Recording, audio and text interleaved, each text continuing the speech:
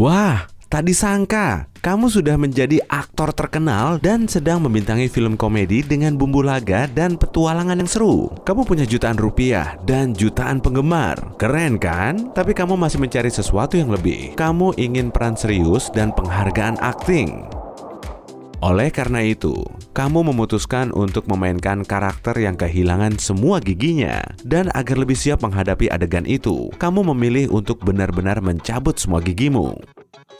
Hari pertama, kamu sudah berdiri di seberang klinik gigi. Kamu ragu, apakah kamu benar-benar perlu melakukan ini? Seberapa jauh hidupmu akan berubah? Apa kata orang nanti? Tapi keputusanmu sudah bulat. Kamu pergi ke klinik itu, duduk di kursi. Sang dokter gigi memberimu anestesi dan kamu pun tertidur. Kamu mendengar suara sang dokter gigi. Dia bertanya bagaimana kondisimu sekarang. Kamu ingin menjawab, lumayan baik. Tapi yang terucap malah Konsonan menjadi sangat sulit diucap dan kamu masih teler karena anestesi. Dokter gigi mengatakan operasi barusan berjalan lancar dan memberimu cermin. Kamu takut untuk menatapnya, tapi tetap melakukannya. Di pantulan cermin, kamu melihat mulut tanpa gigi.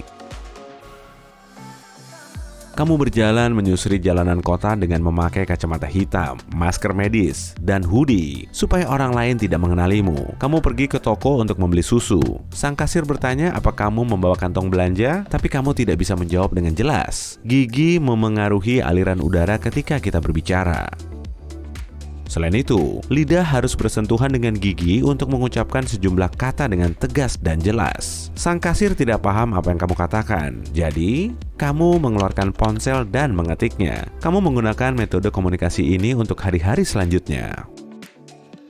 Hari ketiga, hidup tanpa gigi rumit sekali. Kamu tidak pede bertemu orang, tidak mau diwawancara, dan tidak datang ke pesta karena kamu tidak bisa melafalkan ucapan dengan baik. Acara infotainment melaporkan bahwa kamu sedang bekerja keras untuk mempersiapkan peran sebagai pria ompong, tapi tidak ada yang tahu kalau kamu benar-benar mencabut semua gigimu. Rekaman dimulai 3 hari lagi. Kamu pun mempelajari naskah dan bahkan menyewa jasa ahli terapi wicara untuk mengajarimu mengucapkan kata-kata sejelas mungkin. Ahli gizi juga membantumu. Dia menyiapkan menu diet sehat yang sebagian besar dipenuhi smoothie. Kamu terlelap lebih awal daripada biasanya dan merasa ada sesuatu yang belum kamu lakukan. Kamu menyengir dan memperlihatkan senyum ompong. Inilah salah satu keuntungan utama dari tidak punya gigi. Kamu tidak perlu membersihkannya lagi. Kamu bisa melupakan sikat gigi, benang gigi, dan pasta gigi. Kamu mengatupkan rahang dan merasakan gesekan lembut antara gusi atas dan bawahmu. Kamu pun teringat pada masa kecilmu ketika kamu kehilangan gigi susu. Keesokan paginya, kamu tak perlu berlama-lama di kamar mandi. Artinya, kamu bisa tidur sedikit lebih lama. Hari ketujuh, kamu membuat sutradara terkesan atas tekadmu. Kru syuting mengagumimu, tapi kamu masih ragu. Kamu mencoba tidak banyak berkomunikasi dengan orang lain. Meski sudah berlatih dengan terapis wicara, ucapanmu masih sulit dipahami. Jadi, sutradara memutuskan untuk merekam suara orang lain dan memasukkannya ke dalam dialogmu. Setelah rekaman, kamu ke supermarket. Kamu berhenti di dekat rak yang sebelumnya selalu kamu lewati. Tanpa gigi, kamu tidak perlu khawatir akan gigi berlubang. Kamu memasukkan coklat batangan, permen, selai, 10 jenis es krim, milkshake, dan bahkan koktail mewah ke keranjang. Seorang anak kecil melihatmu dengan iri. Kamu pun membalasnya dengan senyum ompong. Kamu memasukkan semua bahan manis ini ke mixer besar di rumah dan membuat koktail coklat besar. Kamu menghabiskan sepanjang malam meminumnya dengan ditemani es krim. Untuk pertama kali setelah sekian lama, kamu bahagia. Hari ke-12, rekaman film berjalan super lancar. Suasana hatimu sangat baik dan kamu merekam adegan paling krusial. Tiba-tiba, perutmu keroncongan sehingga aktingmu sedikit terganggu. Tubuhmu lelah karena diet smoothie. Perutmu kesulitan mendapatkan vitamin sehingga menimbulkan masalah pencernaan. Kamu perlu makan sesuatu yang lebih padat. Hari ke-13, kamu datang ke klinik gigi lagi. Sang dokter mengambil foto rahangmu dan membuat protesis. Intinya dia membuatkanmu gigi palsu. Gigi palsu ini akan membantu mengunyah makanan dan berkomunikasi. Sesuai dugaan, gigi palsu itu ampuh. Kamu bicara dengan jelas lagi, dan orang-orang akhirnya memahamimu.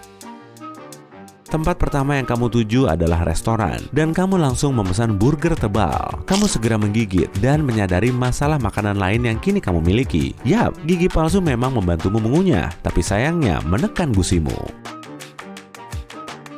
Selain itu, partikel makanan terselip dan tersangkut di bawah gigi palsu sehingga mengiritasi seluruh mulutmu. Gigi palsu itu tidak terlalu berat, tapi lumayan besar sehingga mulutmu terasa sempit. Dan yang paling tidak enaknya adalah kamu tidak bisa merasakan makanan seperti sebelumnya. Langit-langit mulutmu juga memiliki pengecap rasa, tapi kini terhalang oleh gigi palsu. Jadi, kamu pun mencari makanan biasa. Pada malam hari, kamu menaruh gigi palsu ke segelas kecil cairan agar tetap bersih. Hari ke-16, setelah hampir seminggu, kamu merekam ulang adegan penting itu lagi. Kamu berlatih, berdiri di depan kamera, dan perutmu masih keroncongan. Ya, sekarang kamu memang memakan makanan biasa, tapi semuanya masuk ke lambungmu dalam potongan-potongan besar, sehingga sulit dicerna. Selain itu, kamu sering lelah dan berat badanmu turun. Tubuhmu kehilangan energi setiap harinya, dan sistem kekebalanmu melemah. Tapi kamu punya solusi.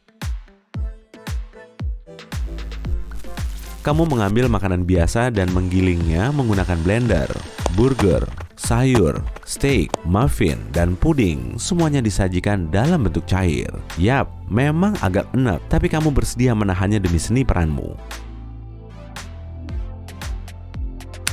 Hari ke-24, burger cair membantumu menaikkan berat badan lagi ke tingkat normal. Hampir semua adeganmu sudah selesai digarap dan kamu mulai menantikan semua ini akan berakhir. Hari ke-30, sebulan tanpa gigi. Hari ini adalah hari terakhir rekaman. Sutradara dan seluruh kru berterima kasih atas kerja kerasmu. Kamu bergegas ke klinik untuk memulai perawatan pemulihan gigi. Sang dokter gigi akan memasukkan implan gigi mahal yang nantinya lebih kuat dan lebih baik daripada gigi aslimu. Kamu sudah duduk di kursi dan siap dioperasi. Ponselmu berdering dari sang sutradara rupanya. Dia bilang ada kebakaran di ruang editing dan semua file videonya ludes terbakar. Kamu harus merekam ulang film ini. Kamu lari ke studio dengan marah. Kamu tidak percaya semua usahamu lenyap. Kamu tidak mau hidup tanpa gigi lagi. Sang sutradara menyarankan kalian hanya akan menggunakan CGI untuk menghapus gigimu secara digital. Dengan begitu, implan gigimu tidak perlu dilepas. Kamu memikirkannya matang-matang di rumah. Di dapur, kamu melempar sepotong pizza ke blender, mengonsumsinya, dan memutuskan untuk tidak memulihkan gigi dulu. Efek visual jauh berbeda dengan kemampuan akting aktor sejati, pastinya. Hari ke-35, syutingnya dimulai lagi. Kamu bekerja keras dan adeganmu bahkan lebih baik daripada sebelumnya. Hari ke-70, semua proses rekaman akhirnya selesai. Segalanya berjalan baik dan filmnya diprediksi akan luar biasa. Kamu kembali ke trailer, mencuci muka, dan membuat koktail burger terakhir. Hari ke-71, operasimu akhirnya dimulai. Sang dokter gigi butuh 2 minggu untuk memulihkan gigimu sepenuhnya. Akhirnya, kamu melihat ke cermin dan tersenyum dengan 32 gigi. Kamu menggigit apel besar-besar. Mantap! Sepanjang hari, kamu memakan makanan biasa. Keesokan paginya, otot rahangmu sakit seolah kamu melatihnya di gym. 6 bulan kemudian, filmmu dirilis. Penonton dan kritikus film sangat terkesan.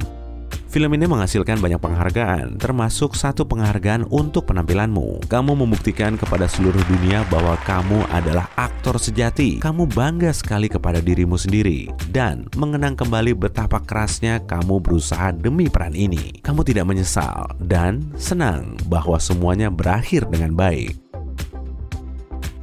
Kamu tidur dengan senyum lebar di wajah. Tiba-tiba, Ponselmu berdering, si sutradara lagi rupanya. Dia mengatakan studio film dan produser sudah menyetujui sequel filmmu dan ingin kamu kembali memerankannya. Kamu pun meminta waktu sebentar karena masih ingin merasakan nikmatnya mengunjak makanan.